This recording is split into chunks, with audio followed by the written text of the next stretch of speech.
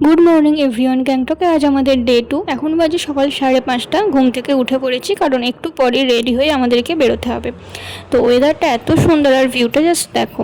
আমাদের যে রুমটা ছিল, রুমটা থেকে পাহাড়টা খুব সুন্দর দেখা যাচ্ছিল।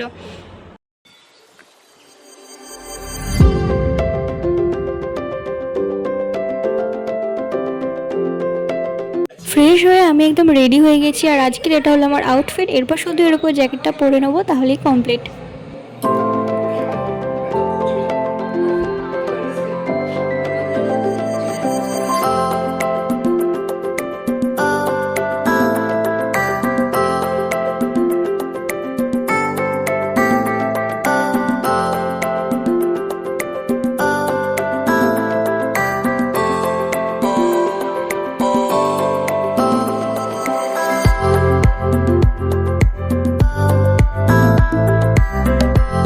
রেডি হয়ে তারপর আমরা সবাই ব্রেকফাস্ট করতে চলে আসি। তারপর ব্রেকফাস্ট করে আমরা গাড়িতে চেপে যাই।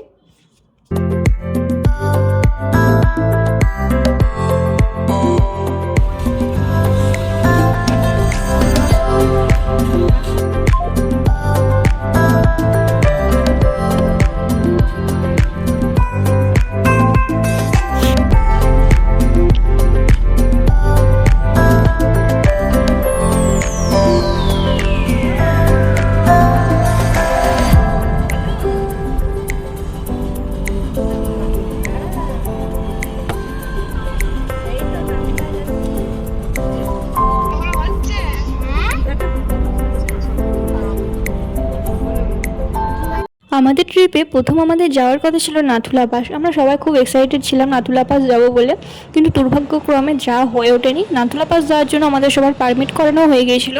হাফ রাস্তা যাবার পর, মানে একদম বাবা মন্দিরের কাছে যাওয়ার পর, পুলিশ আমাদেরকে আটকে দেয় যে নাথুলা পাসের ওয়েদার খুব খারাপ।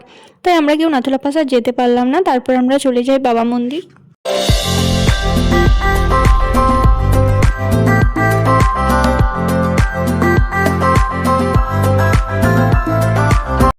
যত পাহাড়ের ওপর দিয়ে উঠছি, জাস্ট ভিউটা দেখে অবাক হয়ে যাচ্ছি। অসাধারণ দেখতে লাগছিল। আবার মেঘটাও যখন উঠছে, কি দারুণ দেখতে লাগছে, তার উপর এই বরফ।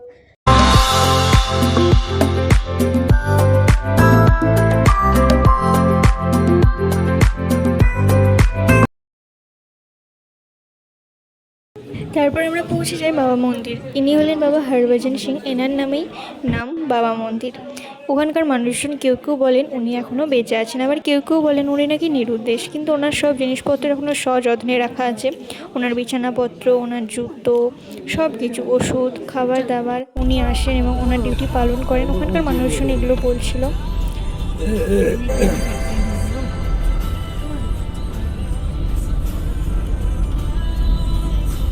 এরপর হেভি লাগছে বরফটা। ঠিক আছে, এই যে দারুণ লাগছে, রোদটা পুরো লাগছে।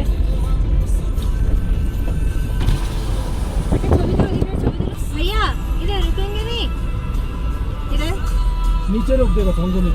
छांगू में उससे पहले नहीं रुकेगा।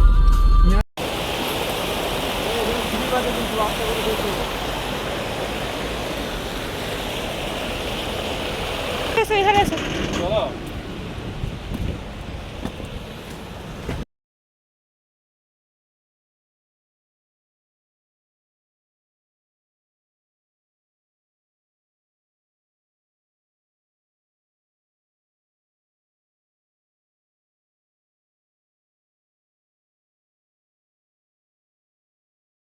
তারপর চলে আসি আমরা ছাঙ্গু লেকের কাছাকাছি, আর ওখানে এসে আমরা রোপওয়েতে চেপেছিলাম। আমার জীবনে প্রথমবার রোপওয়ে চাপা। আমি ভীষণ ভয় পাচ্ছিলাম, মানে আমি উঁচু নাগরদোলায় চাপতেই ভয় পাই, সেখানে রোপওয়ে আর কি বলবো। তবে রোপওয়ে চেপে এখানে এসে আমরা যা বরফ দেখতে পেয়েছি, মানে নাথুলা পাস যায়নি সেই আফসোসটা আমাদের মিটে গেছে। মানে দারুণ লেগেছে।